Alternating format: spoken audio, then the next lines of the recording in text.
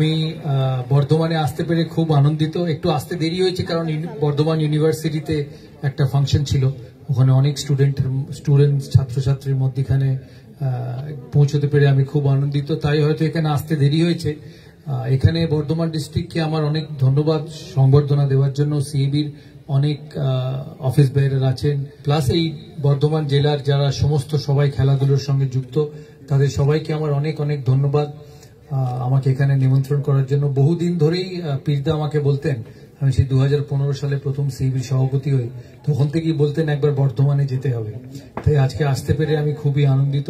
আপনারা ভালো থাকবেন। আমি জানি আজকে বৃষ্টি বাদলার দিনে সবাই এসে পৌঁছয়নি, তাই যেটুকু মানুষ যারা আছেন তাদেরকে আমার অনেক ভালোবাসা।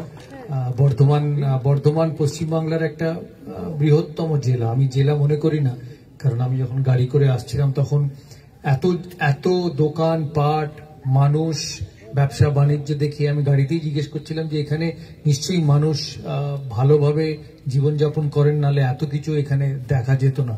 তাই আপনারা ভালো থাকবেন, সুস্থ থাকবেন। বর্ধমান খেলার সঙ্গে যারা যুক্ত তাদেরকে সিএবি সবসময় সমর্থন থাকবে, আগেও ছিল, ভবিষ্যতেও থাকবে। আর আশা করি এখান থেকে জেলা থেকে যেমন প্রচুর খেলোয়াড় বাংলার হয়ে দেশের হয়ে খেলে, ঋদ্ধিমান সাহা খেলেছে, উনি শিলিগুড়ির মানুষ, মনোজ তিওয়ারি হাওড়ার